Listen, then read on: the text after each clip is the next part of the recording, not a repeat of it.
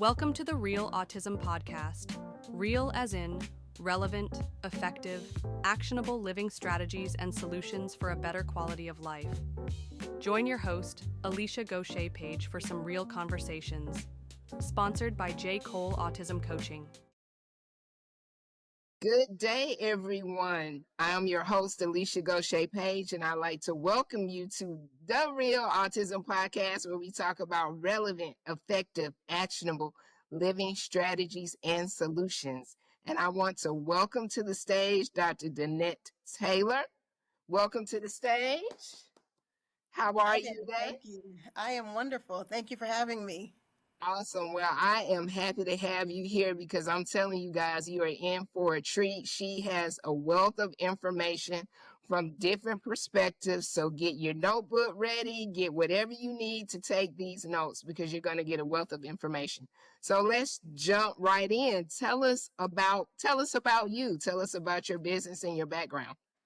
Absolutely. So I am Danette Taylor, and I am a family advocate. I focus on providing support for parents that have children with disabilities.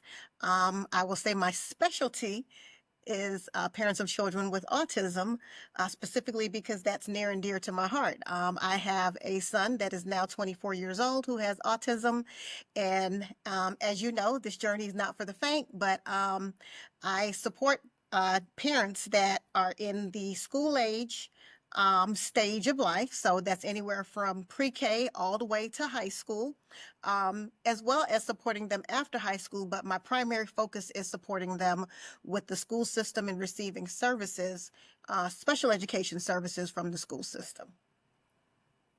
Awesome. So the good thing about this, where we have some similarities, is we both have children that are on the spectrum, and then we turn it into something professional for us. So when you think back to when you were the parent, right, on the other side of the table, and you were dealing with all of these discussions as Quincy's mom, how does that compare to you now sitting on the side of the table as a family advocate?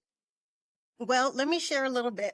I'm going to go back before I answer your question. So, I started on this journey with advocacy as an educator. So, education was my second career. And I decided to go into education, specifically special education, because of my son Quincy.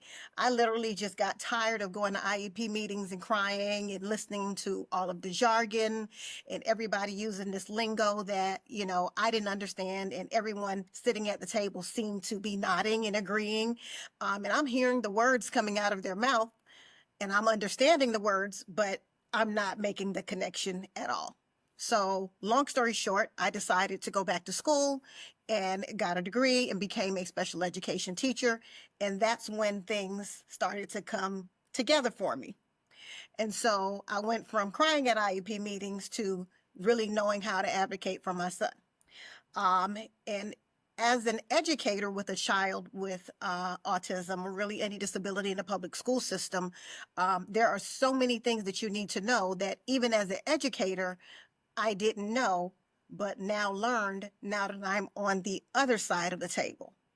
Because educators are they're taught the best practices in teaching and strategies and the services, but they're not necessarily taught about the law.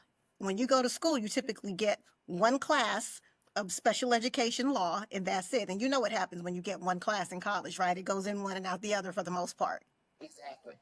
Right. And so, my experience being a parent is not a traditional experience because most parents didn't work in the school system like I did. But what I will say is this, I had the same challenges as a person that did not have a child in the school system. So imagine me working for the school system as a special educator, also a special ed administrator, and then an assistant principal, and having a child in the school system and fighting with my own district to give my child the services that he needs. Now, they know that I know what they're supposed to be doing, but they still refuse to do it. Okay. And was specifically, around reading.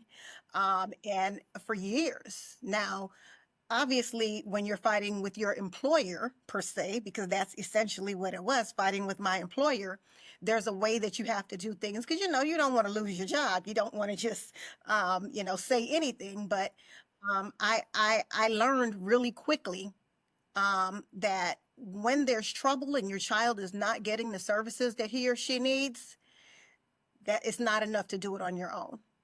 I ended up hiring an advocate. And so again, I worked in the school system. I knew it was supposed to be being done.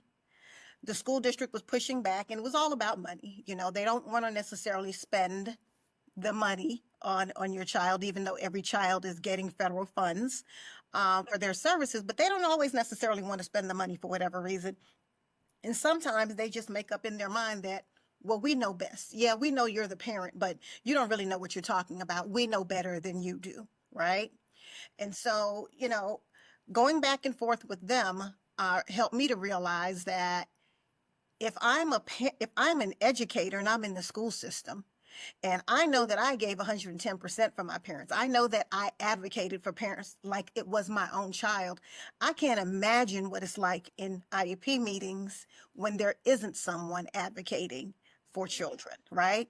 Right. Now, as a special educator, you are supposed to be advocating for the child. But what happens 95% of the time is they advocate for the district and not for the child.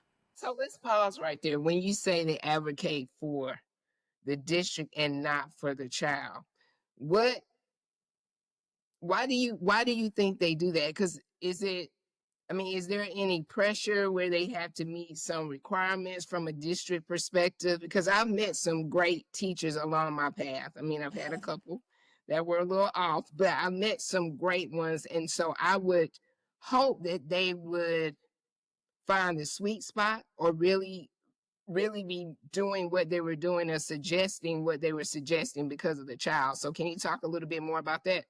Absolutely. So I will say this. Um, Teachers do a great job of identifying what children need, right? But you come to an IEP meeting, and I'm going to give you a prime example.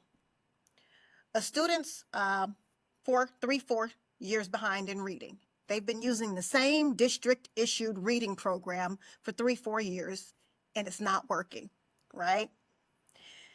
Teachers will say, yeah, they're making progress, but it's not a whole lot of progress. I don't really know what to do.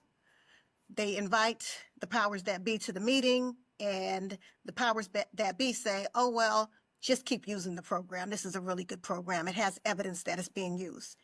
Well, if you're the teacher and your boss just said, or essentially someone who has the authority as your boss says, we're just going to keep using it, and you know that they're saying this with conviction, you fall back because Right. you're like, okay, well, they said that's what we're going to do. You don't keep pushing the issue. So there are very few teachers that are willing to go the distance, because when you push the issue, guess what happens? You're the oddball out, right?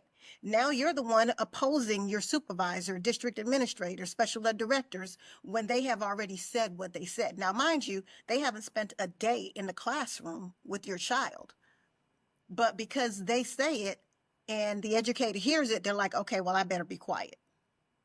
Very few will stand up and say, no, look at my data, it doesn't work. Or no, he's only made minimal progress. This is not working for this baby. Very few of them will stand up and say that. Now, some people will say that they won't do it because they're afraid of, retaliation. And I do believe that happens in a lot of cases, but sometimes it's self-imposed. Sometimes people are just afraid and they've never tried, right? Because they don't want to deal with the heat. But to Who's say who's who's going to say that then? So are we saying that that's where you come in as a family advocate to empower parents to challenge that data? So when the teacher says to them, or the administrator, whoever the powers that be, hey, the system works because we just have to keep going. Who's going to oppose that? Because it sounds like it's not a good idea for the teacher to. So who does that, and how do they get the skills in order to effectively do that? So that's a good question. So that's what advocates do, right? But it's not just an advocate that can do that. A parent advocate can do that. Any parent can look at the data and recognize, oh, there's regression. He used to be at level 5 and now he's at level 4. Or he's supposed to make 90% mastery, but he only made 79% mastery. So any parent can empower themselves, and I love empowering my parents, to be able to look at that data and say, okay, so I don't see where the growth is, right? And that's when you ask those hard questions. When they say, okay, well, he's made growth, and he went from 46 to 47 over the course of a year. Right. That's when you say, okay, well, what is that growth supposed to be in a year? What does that program say adequate growth is? And most programs that are purchased and curriculum that's purchased by districts will tell you, okay, for instance, adequate growth in reading is to grow 1 year in reading.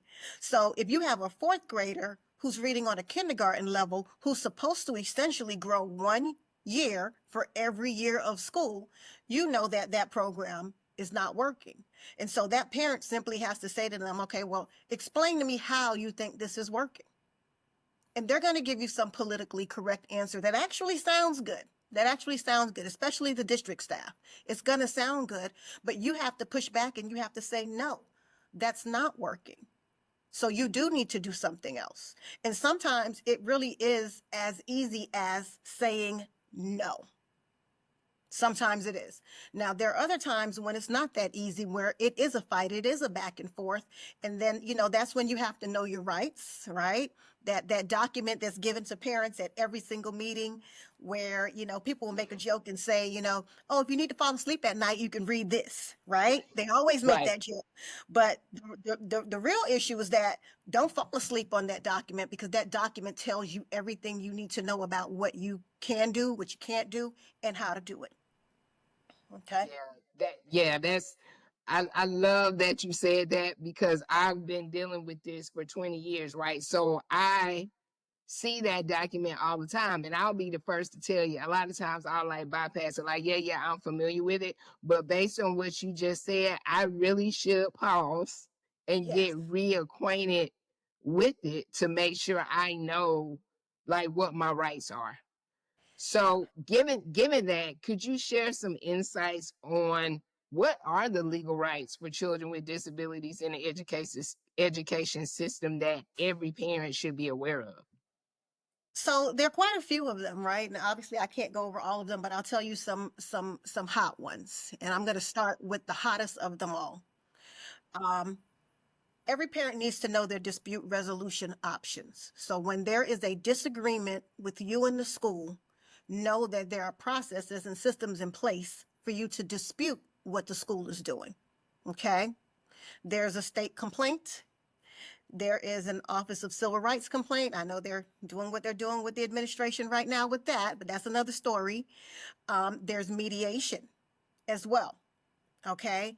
So those are the top 3 that you can do, especially in Georgia, without a lawyer. If you're going to file a due process complaint, you can file it on your own. But if you have to go to a hearing, I don't really suggest a parent go to a hearing on their own, but you can. So the number one thing to know is that if you do not agree, you don't have to roll over, because so many parents are just like, well, they told me no, and they walk away and they just accept it. Okay. And I'll give you a quick story. I have a client, a young lady that reached out to me about 2 months ago. And she said that her son has autism. He's in a self-contained autism classroom, and he's having some behaviors, and they are deciding that they want to send him to a school for behavior disorder. They want to change his placement. Well, she knew her rights, and she filed a due process complaint immediately, because time is of the essence when they're trying to change placement, because you only have a few days to do that, right?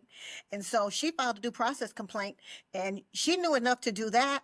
But what she did was she went ahead and contacted me to help support her through that due process complaint. Now, I didn't have to file the complaint because she did an amazing job of putting everything out there and laying out what the issue was. And it was simple. Like, you guys are wanting to move my son to a behavior disorder class. You haven't done an appropriate FBA, a functional behavioral assessment for him. You do not have an appropriate BIP in place. You don't have an appropriate behavior intervention plan for him. So there are things that the schools are supposed to do that you can say, time out. No, no, no, no, no, no, no. You're not just going to railroad my child and just do whatever you want to do. You need to be able to do, they need to be able to do this the right way.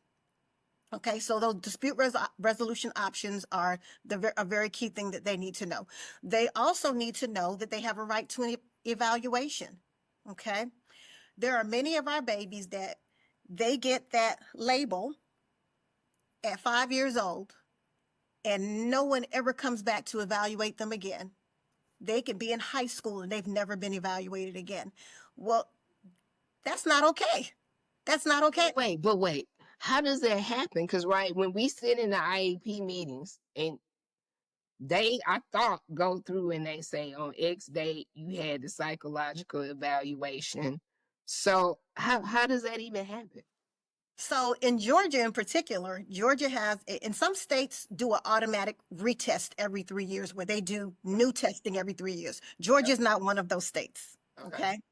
And so Georgia has a reevaluation process where they can have a discussion and the team can decide if new testing is needed, right? And there's a phrase that I always hear that when I hear it, it's like nails on a chalkboard. Well, we don't need to retest for anything. I mean, he still has autism, right? And so, You're not expecting him to make any progress, or you're not expecting that we're going to need to make adjustments. Of course, the condition is going to remain the same, but how that child navigates the condition changes from day to day. exactly, exactly. And especially when your child is having challenges in school, whether or not that's academic, social, emotional, behavioral, it doesn't matter. If your child is not just doing exceptionally well, you want to have your child reevaluated. And that is within your right to have them do that. And another thing that parents don't know is that when the school district evaluates your child, if you don't agree with that evaluation, you have a right to what's called an IEE. That stands for Independent Educational Evaluation, where you can say, you know what? You did 3 tests. That evaluation was 4 pages long. I don't think that was an adequate evaluation. I want to exercise my right to receive an independent educational evaluation. And the school district, 99.9% of the time, they're going to do it, right? And the reason why they're going to do it is because it costs them less to give you that evaluation, that outside evaluation, than it will to pay this attorneys to go to court and file due process. Because if the school district refuses to give you an IEE after disagreeing with their evaluation, they have to take you to due process. Okay, so it's just cheaper for them to do it. Another right that parents need to know is that they have a right to review their child's records. You should know what's in your children's records. So often, you say records. Be more specific. What type of records and what are we looking for? So honestly, if you just want to know, any school records, that can be evaluations, that can be IEPs, that can be FBAs, that can be data that the school has collected on your child. That's what I want to see. Everything. So you literally can do a special education request, or what they call an ed records request, an educational records request, to see everything that's in your child's file. Every single thing that's in your child's file.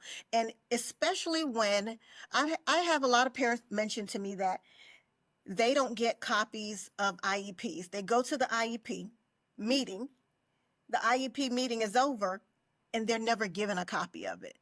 Or one better, they never get IEP progress reports. And the only time they hear how their child is doing on those goals and objectives is at the IEP meeting, which is just madness. You're supposed to, should you be getting these progress notes? So in every school district is different, but at a minimum, Theoretically, you should be getting an IEP progress report every time your child gets a regular report card. Okay. However, there are certain, for instance, in some districts, high schoolers only get a progress report twice for the year because it's listed in the IEP. The district determines how often you will get that progress report. But I can guarantee you there's no district that says you only get one per year at an IEP meeting, because that's not what the law says. The law says you get them at different stages of progress. Okay. So you should be getting those progress reports to see how, your child is doing. And for me, those are some of the main points that I think that parents should know. You can always see your kids' records. You can always get testing done on your child, and you should know your dispute resolution options. And of course, there are tons more, but for me, those are the three main ones that I think that, parents should know. So you know what? I'm going to share a personal story, and I want to get your insights on it. So I have an independent psychological evaluation done for my son, but also the school did a psychological. It was time to re-up on it and do it again. So of course they give you all these questionnaires, like the parent answers, really to make this assessment. And they do go into the classroom and they do evaluate my son. And so when I get the final report, I'm reading it and I can't remember the specific word that was used, but the wording was like just somewhat degrading, and as if what Coleman was doing was intentional. So I challenge that. So note to the parents, when you get these evaluations that are completed on your child, don't get intimidated by the number of pages and just decide, okay, this was Dr. Such and Such that wrote it. I don't know what this means. Read the documents, and what you don't understand, you go back to them and you ask them to break it down in layman's and simple terms. So essentially in that situation, I went back and I told him I was a little, I don't know if I used the word disturbed, but somewhat concerned about the wording that was used. And they kind of passively pushed back on changing the documentation. They gave me an explanation. It was very theoretical. Well, based on X, Y, and Z, what we saw, we defined that as X. And it was something around his behavior and making it seem like it was aggressive. But I know, being around him every day, he's not aggressive. And I have a daughter who was very much aggressive. So I know the difference. So when you're in a situation like that, is there some particular steps, like how much leeway do I have to go back to them and say, no, y'all need to change that? Because I feel like that is a record, right? That everybody has access to. So to all of my listeners out here, when you start applying for different now waiver, comp waiver, gap services, Katie Beckett, they ask you for records. These are records that are going to be given to these entities. So you want to make sure that they reflect your loved one accurately. What are your thoughts about that? Absolutely. And I totally believe that you did the right thing. Like I said, there's nothing that you should accept that you don't believe is accurate. Now, you will get professionals that will say, well, this is my interpretation. And many of them will stand on, well, that's what I saw and that's how I'm interpreting it. So that's how I want to put it. But there are a lot of good ones that will really say, you know what, Mom, I didn't read it that way. I can totally understand how that would rub you the wrong way. And let me change the wording, and they'll talk to you about it and say, okay, well, how does this sound? Making sure it's still a reflection of what they saw, what they observed, or what they interpreted, but still being respectful of the child and being respectful of the parents. So there are a lot of them that will do that, and I take my hats off to them because they really do go the extra mile. But if you encounter this and you can't get them to change it, you can ask them to do an addendum to say that you don't agree with it. Okay. Okay. And that can be, you have to put it in writing that you want this statement to be added to the file. Okay. And that's really the biggest thing, is making sure that whatever you do, you put it, one, in writing. It's not a phone call. It's not a face-to-face conversation. It is an email, and you ask them to print the letter or print the email and put it as a part of the file. Okay. And Good again, advice. you can also say, I don't agree with this evaluation, and now I want an independent educational evaluation. Yeah. And you know what? I did not do that. So, note to listeners again, no matter how long you've been doing this, my daughter's 22 and she got diagnosed at 2.5. There's always something that you can learn as you are an advocate for your loved one.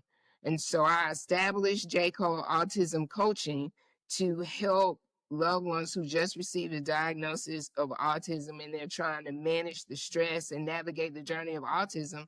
I try to help them by telling my story and helping them navigate through the journey of autism. So with that being said, what would you say? So if we got a new parent here that just got this diagnosis, they're overwhelmed emotionally, it's a lot. What are the first steps that you share with parents that they should take when advocating for their child's educational needs and rights?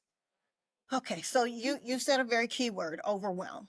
All right. And so overwhelm looks different on a lot of people, right? If you are completely overwhelmed, because when you first get that diagnosis and you're starting this journey, like, it's so many emotions going on. Sometimes you don't even have the wherewithal to get through any of this. You're literally sitting in these IEP meetings and you're having an out of body experience because one, you're in shock, right? You're like, okay, I can't believe this is happening. This wasn't my dream for my baby when I was carrying this baby, all of these things. But if you're in that critical of a mode, you need to have someone to help support you with advocating. You need to hire an advocate.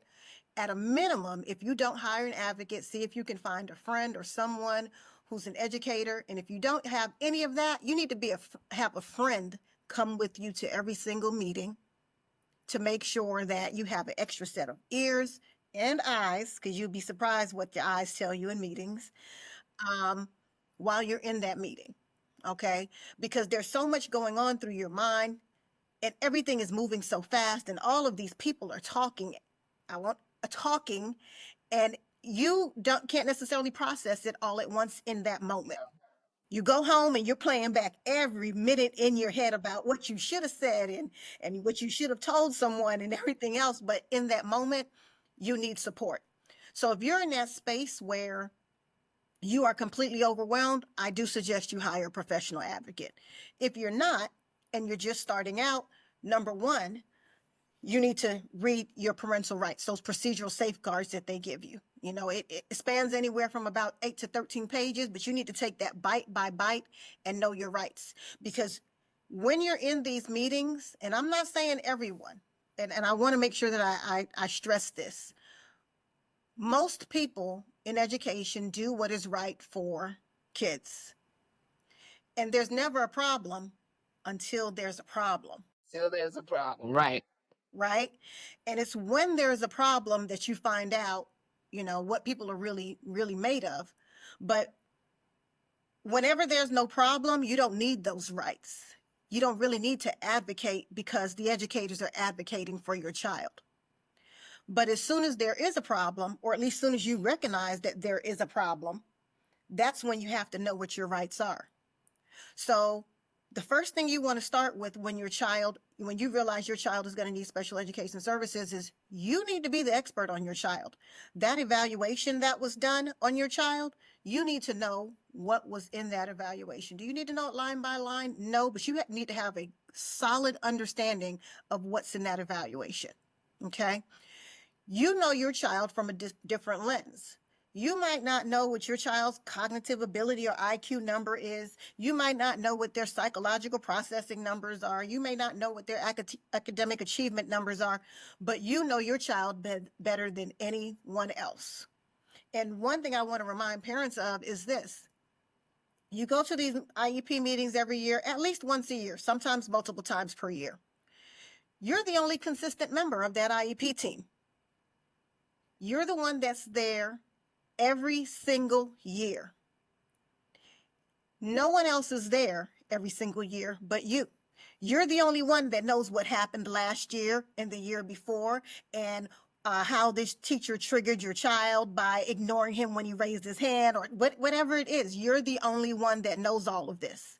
So you have to empower yourself and know that you know more about your child than anybody. And so, yes, they're going to tell you, well, sometimes kids are different at school than they are at home. And as a former educator, I will say, yes, sometimes they are, but it doesn't change who they are. And you know your child better than all of them. So at these meetings, you have to be able to convey whatever it is that your child's needs are. Do not allow them to tell you that your child doesn't need something that you know your child needs and you have evidence of. For example, if the principal is calling you every other week about your child's behavior and you're asking for a functional behavioral assessment, they say, oh, he doesn't need one. Well, yes, he does, because the principal is calling me every other week, right? Another example would be, oh, well, I don't think he needs small group or whatever the placement is for reading, or I don't think he needs a different reading program. Well, yes, he does. He's been failing reading and he's 3 grade levels behind. Because what happens is, like I told you before, inadvertently, sometimes intentionally, sometimes unknowingly, educators fall into advocating for the school district. So I have been in many IEP meetings, including as an educator, where I've heard a teacher say, we don't offer that. Okay? So when you're sitting in an IEP meeting, know that there is nothing that is off the table that your child needs. There's nothing. That's why it's called an IEP, individualized. So if they have to do something they've never done before, okay, that's what an IEP is. Let's do Right. it. Let's get it. Yeah. So they try to often make kids fit in a box because that's what they have. And you'll hear teachers say, well, oh no, we don't have that. Oh no, we don't do that. Well, you're supposed to do that because the law says you're supposed to meet this child's unique circumstances. And if this child's unique circumstances doesn't fit in the box that you have, that means you got to rebuild your box to make it fit the child. Okay? So it's really just knowing what your rights are, speaking up, maintaining your own records, ongoing, making sure that you don't have too many conversations by phone and in person. I know a lot of us, we want to have that FaceTime with people, but email is your absolute best friend. Like I said before, it's never a problem until it's a problem. But when it's a problem, you've got to know what to do and how to solve that problem. Oftentimes, we don't know what the problem is because we're not the ones in school teaching them, right? All we see is that it appears that our child is not learning, or it appears that our child's behaviors are escalating, or it appears that, our child is not improving in their social skills. And all you need to know is that something is not growing and what that something is. And once you know that, that's for you to start asking the right questions. Why? Why? Oh, he's not learning because of his behaviors. Okay, well, why is he having those behaviors? Oh, he just won't comply. He won't sit at his desk. Okay, well, why is he not complying? Why is he not wanting to sit at his desk? Is it sensory? Like what is it? You got to keep asking those whys. And those answers, and this is the part where I want everyone to listen closely. Those answers need to be data driven. It can't be what you think and what you feel. Because a lot of people think stuff and a lot of people feel stuff and it's wrong. It needs to be quantifiable data, not qualitative data. I don't want you to have a list of everything my child did in the last 6 hours that was wrong. No. I need quantifiable data that we can decide whether or not he's growing, regressing, What are we going to do about it? You know what? Because I hear you, and I've had great relationships with a lot of the teachers. So I want to. It's a couple of things I'm gonna throw out at you to address. One, how can you approach the relationship with the team where it can be collaborative, because it can. And I don't want Yes. parents Yes. to feel like you got to go in like guns blazing. Oh, No. you looking for you to mistreat my child. The goal is to create a team that brings different talents, different expertise, where we can come up with a plan. So one, talk about like the relationship and how you can go in and be collaborative. But I mean, when you got to come out with guns blazing, you do You what you got to got do to it. do. Right. But how can we work on building a collaborative relationship? And then the second part of that is, when you're talking about, it needs to be data driven, qualitative. Sometimes in special education, depending on the student to teacher ratio, I often wonder, how good is that data? Because it's got to be hard as hell to track data on different individuals that have different disabilities, because everybody may not have the disability. So Yes. to a degree, and it might be my personality, I try to give the teachers a little bit of grace, but not to the detriment of understanding what the data should say about my child. So what's your thoughts on that? Right. And I love that you say give the teachers grace, because I'm going to tell you this. Nobody works harder than special ed teachers. Absolutely nobody. I don't care what they tell you. I have been in school districts for 17 years. No one works harder than a good special ed teacher. Okay. With that being said, as far as building and maintaining that relationship, that really is key from the standpoint of the interactions with the teachers and those situations where you're doing, and I hate to say, routine IEPs, but I'm going to use that phrase, routine IEPs, because again, this is more so like when there is no problem, there is no problem. So everybody's good when there is no problem. Okay. So the doors stay open with communication, right? You know the teachers care about your child. You know that the teachers are teaching your child. You know that when you go to these IEP meetings, that they're going to do their best to develop an IEP that is implementable, that is going to help your child grow. Okay. And so you're at these meetings, and it really is a collaborative effort. It's not where, it's just the teacher saying, okay, this is what needs to be done, but you being a part of the process too, because sometimes the teachers need your input. There are things that happen in the school that they're like, okay, well, I'm at a loss. I'm not sure what to do. Can you share with me what you do at home when he does this or when she does that? And so you're coming to the table as an equal member of the team, as the law says you are. And you are really providing the teachers with whatever it is that they need from you, right? So you're making sure that your child is coming to school ready to learn, that they're healthy, they're happy, and Yeah. that helps with half the battle with teachers, that your child is prepared to learn. Like I said, you're keeping the doors of communication open. You're understanding, like you just mentioned, you want to give them grace because you know how hard they're working. You're not sending them a million emails, every week. I had one teacher tell me once that she had a parent that sent her 10 to 20 emails every week. Well, how in the world can she teach your child if she's answering your 20 emails, right? So you want to be mindful of those things. And you also want to come in with a mindset of, one, you are assuming competence with the teacher, right? You're assuming that they are a competent individual. And two, you are assuming that they are doing right by your child.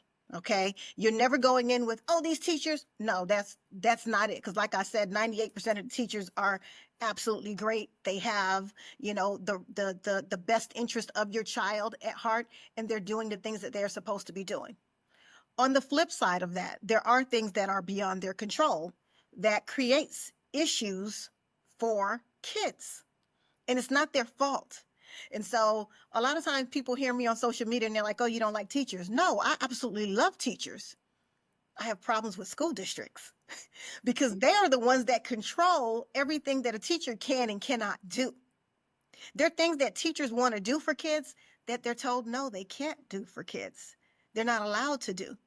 And so the fight, in my opinion, is almost never with the teacher. It's about what the district will and won't do. Okay? And so you want to keep that relationship solid between you and the people that are taking care of your babies every single day, because you put your kids in their hands and you go off to work or wherever you go, and they're there with them more waking hours than you are Monday through Friday. Yes. So that's important. It's important to love on them. It's important to show them your appreciation. All of those things are important because I'm going to tell you something. Many of them don't even get a pat on the back that says you're doing a good job, especially those that are in those self-contained classrooms, because they only have a handful of kids. They're often not even recognized. And if you find a school that recognizes a self-contained teacher, you know, like, okay, they are paying attention. They're paying attention because they have the most fragile population in the building, but yet they're often, not addressed. They're left down there, and nobody comes to visit. Nobody comes to check on them unless they're being observed by their administrator. So that's the main thing that you want to do, is keep those lines of communication open.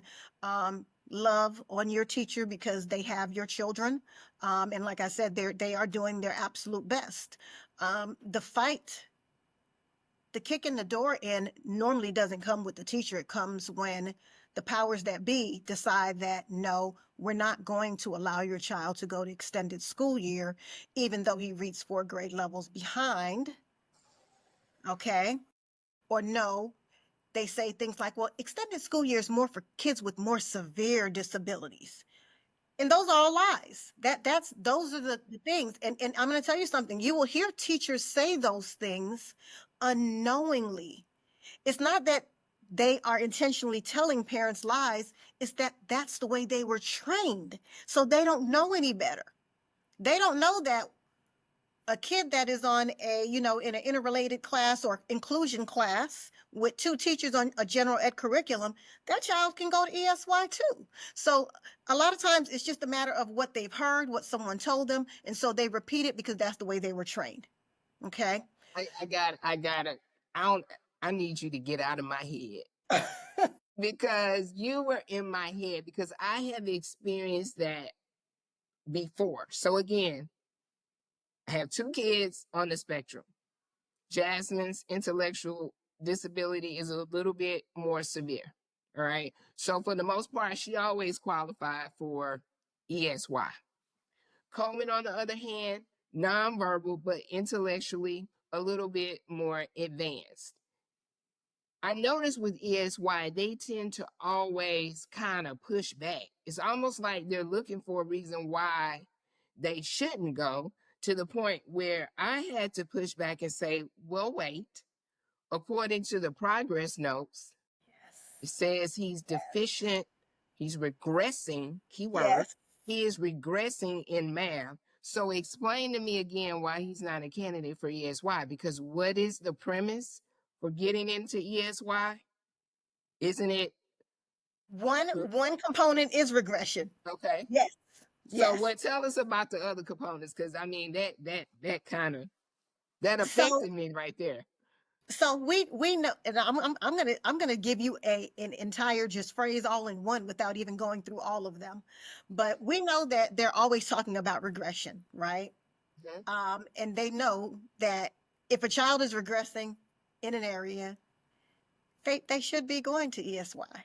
That's one of the biggest premises behind it. But here's a secret I want to tell everyone about extended school year. Listen up, secrets. The way the law is written, and I don't have in front of me to read it verbatim for you, but the way the law is written is that a child can go to extended school year for any reason the IEP team deems necessary. Mm. However, this goes back to what I was telling you before. Training. They are trained that only certain kids go to ESY. They are trained that if there is no regression, they're not a candidate for ESY. And I'm going to tell you something else. I was basically trained that way as a special education teacher. As a case manager, I've said some of those very same things. Oh, he's not a candidate for ESY because he's not in a more severe class, or he's not in a self-contained class, or he doesn't need to work on skills like tying his shoes and that kind of stuff. Like, it's the way you're trained. And so as a parent, you've got to know that data, those progress reports. So I'm so glad that you did that, because that is on point. That progress report is going to tell you a lot.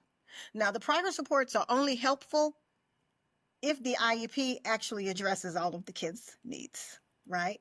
And that's a catch-22, because if your child has a lot of needs, you can't put 50 goals in an IEP, because none of them are going to get worked on. You're going to force people to lie about things, right?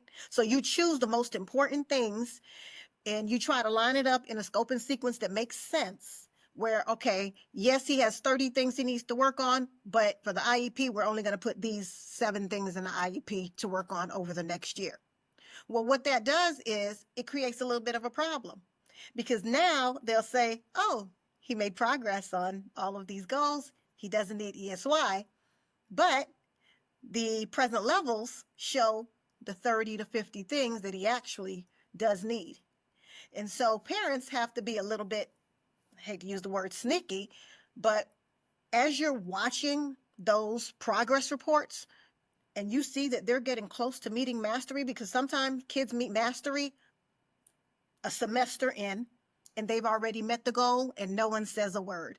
Oh yeah, he met this goal months ago, but nobody called you to say, hey, he met this goal, we need new goals, right?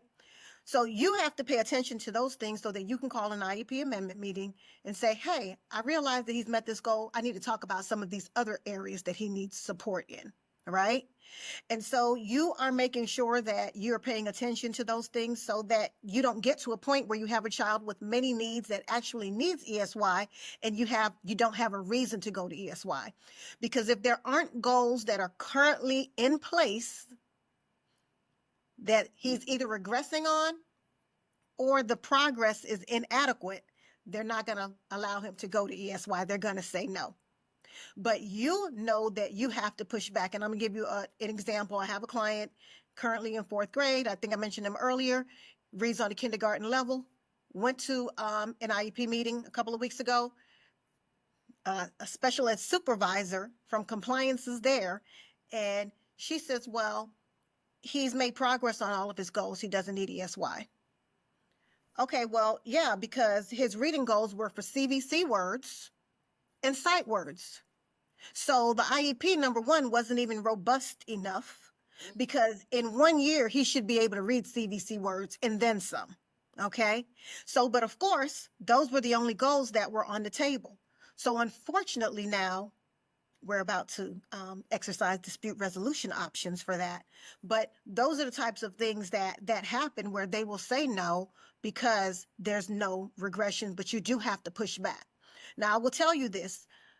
Most IEP teams, if you give them a solid argument, they will say, you know what? That makes sense. He does need ESY. We need to give him some different goals. 1 year for CVC goals and some 1st grade sight words for a young man that's headed to 5th grade.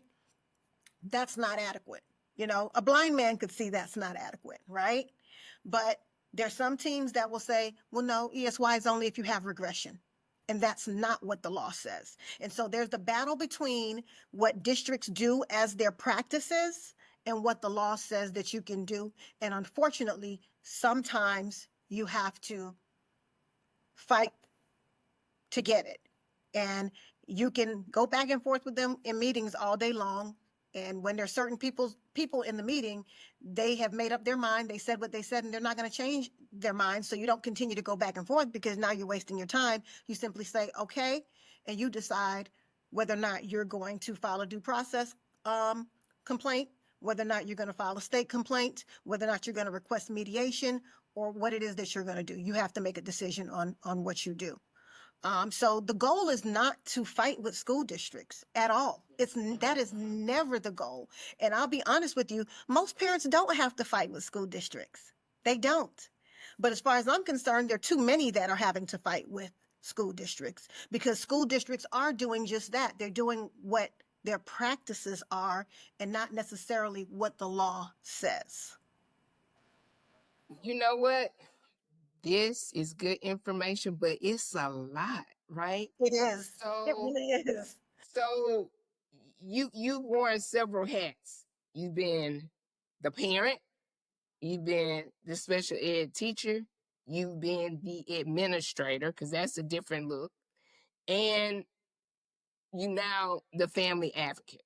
Yes. So, given that you've worn all these hats, which, by the way, shameless plug, this is what makes her a good candidate for you to reach out to if you need her services, because she understands it from all vantage points. It can't get any better than that. So, for parents who are trying to balance advocacy with their day-to-day parenting responsibilities, what advice do you have for that? You can't eat an apple whole, can you? You Good cannot one. shove an That's a apple good one. down your You can't. throat. You can't. You gonna And choke. this whole special education process is an apple, or an elephant, as they say. You've really got to take it bit by bit. But what you can't do is not get started on understanding what your rights are. You can't, because I've heard so many people say, well, I've never had a problem. And then I get a phone call 2 years later.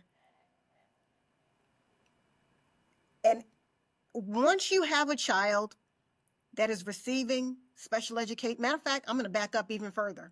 Once you have a child that has a disability that you believe needs special education services, you've got to start with understanding your rights. There's a 60-day window from the time that you request an evaluation to the time that you sit down to the table to determine whether or not your child is eligible for services. They give you that document. I'm going back to those parental rights. You really got to take those 60 days and start reading them. You read one page every night. Take 15 minutes and read one page every night with your highlighter and your pencil to annotate, to underline. Because if you don't know what those things are, my grandfather used to always say, prevention is better than a cure. All right. And so prevention is knowing what your rights are, because when people know what your rights are, you are less likely, your child is less likely to be taken advantage of. There are people, and again, I'm not talking about teachers, because the teachers, it's way above their pay grade. It really is. They don't make the decisions about money. They don't make the decisions about additional services. They don't make those decisions, okay? And I'm talking about those services outside of the usual, okay? Because the usual, you're always going to get it. But when your child needs something different because the usual isn't working for them, the teachers are not the ones making those decisions. And when it comes time for those decisions, you have to know what to do. You got to know what your rights are. You got to know what's in that IEP. You've got to know what progress looks like. You cannot leave it up to everyone else. And so it's important that every single IEP, you're in Georgia, you can record, bring your recording, okay? And if you're not in Georgia, most states can record. You can look it up to see if your state allows you to record, and record the meetings. Record the meetings. And don't hide it. If you're in a state where it's either one party state, go ahead and record the meetings and tell them, I'm going to record this meeting. It's not an intimidation factor. It's because so many things happen during those meetings that sometimes you got to go back and listen to it. Did I really say that? Did I agree to that? Yeah. I don't recall agreeing to that. And you can play that recording back to help you with that. But you've got to, on top of doing the recordings, you want to make sure you're reading the IEPs after you get that document. Read the document after you receive it. Make a file. Ask them to send it to you electronically, save it on your computer, or have a hard a hard file where you're putting it in a manila folder or whatever the case may be, and keep those documents, those IEP progress reports. You are keeping those documents because those are the same documents that you are going to have to go back to when, and you notice I didn't say if, I said when something goes wrong, because something is going to come up. It is inevitable, because your child's IEP is only as good as the person implementing it. And if the person implementing it doesn't know or can't do for whatever reason, or not allowed to do, you've got to go back and look to see, okay, what's here, what's not being done, should this be being done? I need to come back to an amendment meeting. This is what I need to have added to the IEP. So again, you're your child's best and first advocate, and it's up to you to learn. You don't have to learn how to be a special educator, but you do have to learn how to advocate for your child.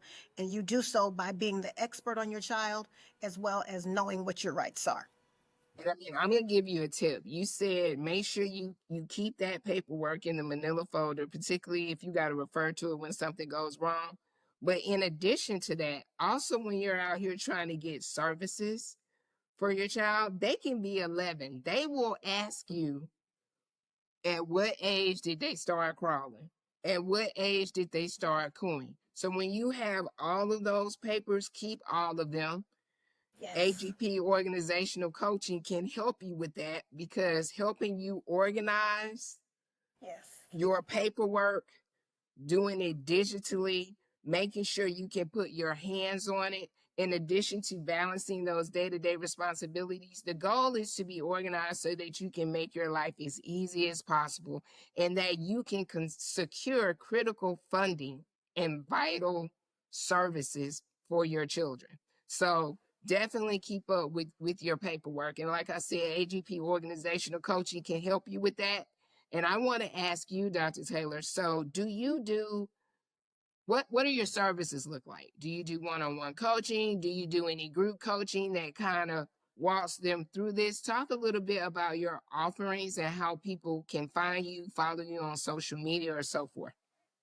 Absolutely. So you can find me on social media. You can find me on Instagram, TikTok, YouTube, Facebook, and you can find me at Dr. Danette Taylor. As far as my services go, I am a family advocate, so I provide advocacy services for families of children that have school-age kids in the public school system. I also provide coaching services for parents. I'm a parent coach for parents that have kids with autism, and I support them with life planning. Life planning is huge and big to me because education is just one tiny piece of it. And for me, I believe that life planning should be done in conjunction with the educational piece, the IEP piece, because once your child turns 22, school ends, but life doesn't end. And so the coaching I provide, I do group coaching as well as one-on-one coaching. My group coaching runs in specific sessions, so I'm not slated to start a new group until the summertime, until July. And for one-on-one, I can start that at any time that families are ready. You can always go to my website as well. It's at www.drdanettetaylor.com.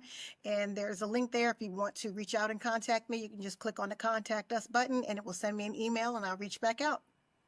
And for my boy Quincy Q, does he have his own social media? You need to give him a shout out, because watching someone who is on the spectrum being able to navigate life and be successful, I think it's important for caregivers and parents of those on the spectrum to see, because it gives you the encouragement as you go through this journey. So does he have a page that people can follow?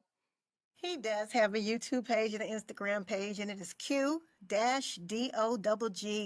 Yes. Like Q-DOGG. Listen, yeah, he's a lot of fun to watch. So definitely go check out Dr. Taylor. Go check out Quincy. You'll learn a great bit. And I want to thank you for your time today. It's definitely going to be a part 2.